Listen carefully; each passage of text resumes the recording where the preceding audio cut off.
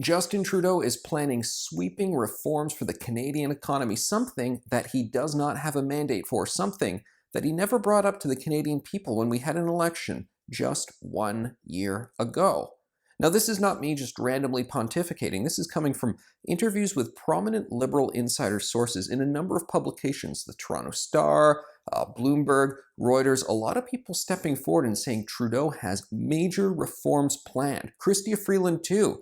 In fact, one Liberal calls her a social interventionist, believing government should be coming in, redistributing money, engineering all of these results. That's the term they use, social interventionist, really something to hear a phrase like that being used to describe the finance minister of your G7 country. Now, a lot of these reforms, we're not exactly clear what they're going to be. I suspect we will learn them in leaks to friendly media in the weeks to come. But we're going to see, apparently, one of these sources also says, ambitious climate goals, as if what we have, the shutting down of the oil sands via Bill C-69, not approving any projects, having this carbon tax we have, $50 per ton, how much more ambitious can it get than that? Probably a further shutting down of the oil sands, and to go from $50 per ton with the carbon tax to, well, I don't know, a lot of activists are pushing it for it to be $300 per ton, so I guess Trudeau maybe will meet them at the middle, or he'll go up to 100 and then later he'll escalate it to 150, that sort of thing. I don't know. I'm just guessing. He's going to have to tell us, and more importantly, I don't think the opposition can approve the throne speech if it has all these newfangled ideas in them. Because you take them all together, whatever they are, we shall see. I think a sort of taxpayer-funded daycare might be a part of the mix. You take them all together, what do you call this all? You call it a platform.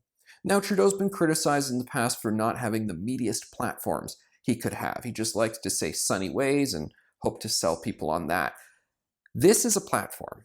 If these various ideas of different social reform and radical economic reform, if they are in fact things that are going to come to pass. So Trudeau needs to take it to the people. These are not the sort of things that you can just randomly bring forward in legislation, albeit yes, a throne speech, but maybe that's what he wants, and maybe that's what he knows is going to happen. Because the opposition, well, they have the ability to topple the government in this throne speech. And I think it's a bit of a waste to have an election just 1 year after, the expense of it, also the logistics of doing it during a pandemic.